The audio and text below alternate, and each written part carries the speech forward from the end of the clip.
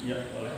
Bagaimana struktur organisasi dalam bengkel ini beserta fungsinya masing-masing? Jika ada kepala lab atau bengkel, teknisi, dan lapisan seperti apa fungsinya? Fungsi-fungsi struktur organisasi di sini, kebetulan di sini bengkelnya mengarah ke pendidikan SMK.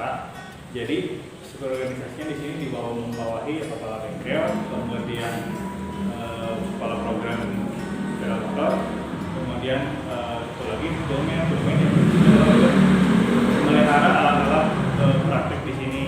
Misal kunci sepeda motor itu pertanggungjawaban domain. Kemudian kepala program ini fungsinya adalah untuk mengkoordinir semua guru-guru untuk mendidik siswa-siswinya dalam wilayah lingkup ruang praktek, sehingga ruang praktek ini bisa berfungsi sebagai tempat praktek yang baik untuk terhadap siswanya.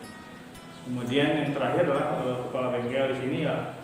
Kepala bengkel di sini mungkin lebih cenderung ke tempat servisnya ya, sebelah sana. Jadi beliau memanage pekerjaan dari luar ataupun servis dari guru-guru sepeda motor supaya pekerjaannya terselesaikan. Lalu bagaimana sistem penyusunan jadwal praktikum? Jadwal praktikum di sini, di SMK sini, jadwalnya mungkin satu hari ini untuk masa pandemi.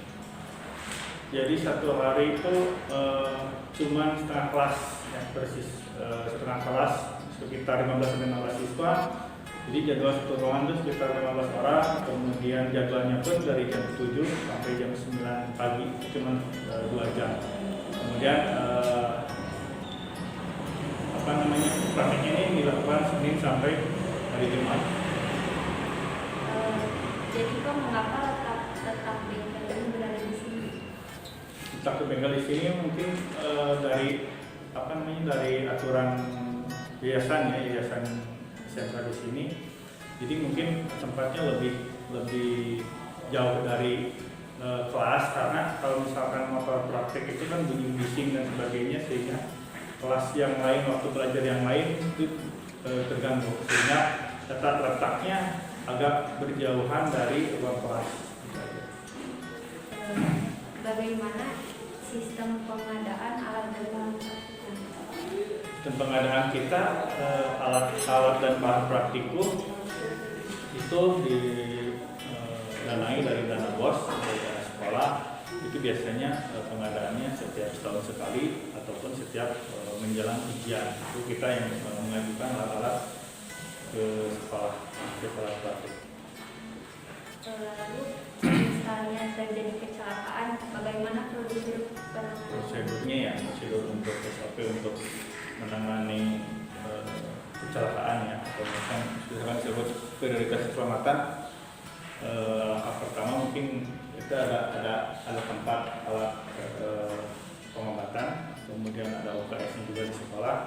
Kalaupun itu benar-benar fatal keselamatannya tidak terkoordinir dari sekolah, mungkin kita langsung ke puskesmas terdekat di sini. Bagaimana manajemen keuangan inventarisasi alat dan bahan? Kita untuk alat dan bahan kita dibatas juga sih, nggak terlalu gembar pengajuan sekian juta dan sekian puluh juta. Kita ada batasannya, sekiranya misalnya siswanya ada 10 orang ya kita juga nggak ngajuin banyak gitu. Kemudian pendananya pun itu biasanya kita rapat dahulu ya, apa yang dilakukan, praktiknya mau apa, kemudian pendananya seperti apa ya, itu biasanya keputusannya pas hasil rapat. Apakah bahan dan alat praktikum selalu ditata setiap selesai praktikumnya? Ya, untuk alat dan bahan praktikum biasanya toolman yang mengerjakan, ya, toolman. Terus alatnya, prosedurnya guru yang mengajukan alat ke toolman. Kan guru mau praktek bongkar-bongkar kunci-kuncinya dan alatnya seperti apa ya, guru yang bertanggung jawab. Jadi udah beres dan sesudah beres itu tanggung jawabnya guru dan wajib itu harus dirapikan ke tempat semula, tempat alat-alatnya.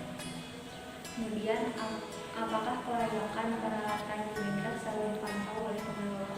Ya, itu setiap ada uji kompetensi atau misalkan ujian akhir praktek di sini itu biasanya dari dinas provinsi survei ke sini mengecek alat-alat kelayakan alat-alat beserta fungsinya untuk layak dan nggak layaknya praktek.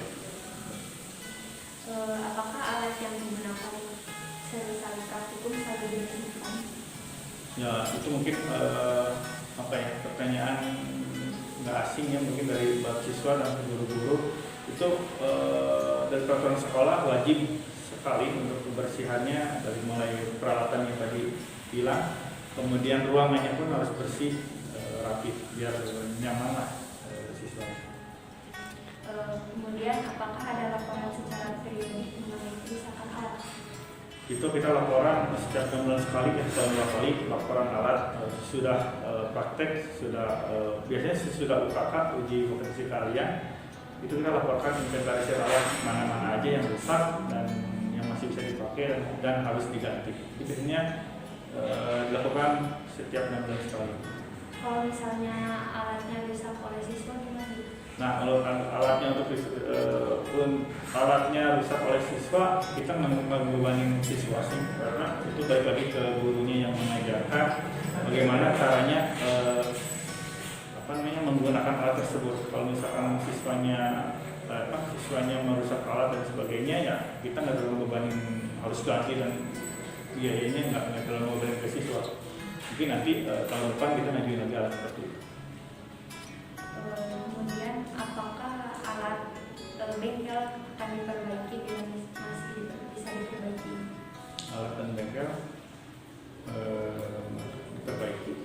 Misalnya kalau rusak harus diperbaiki atau udah nggak apa-apa beli lagi gitu.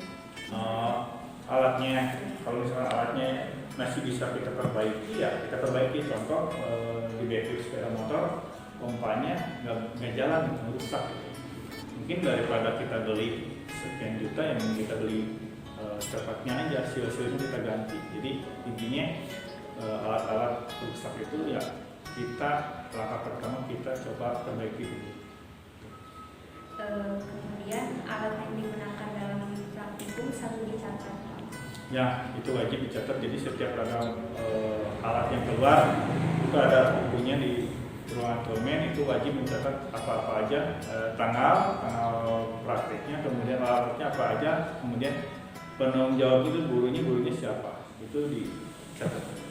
Misalnya untuk awalnya kondisinya kayak gitu, akhirnya kondisinya kayak gitu dicatat Pak. Ya, itu dicatat, wajib dicatat. Yang terakhir Pak, apakah ada pengecekan peralatan secara berkala dari bengkel ini? Pengecekan alat sesuai berkala itu dilakukan pas waktu ya, barang-barang pas waktu dari provinsi setiap mau ujian survei ke sini, kita segera mungkin mengecek alat-alat. Jadi dari tahun kemarin apa aja alat yang diajukan, tahun sekarang tuh alatnya masih ada atau enggaknya kita cek. Itu biasanya rutin. Sudah Pak, makasih. Oke, sip. Ini sama.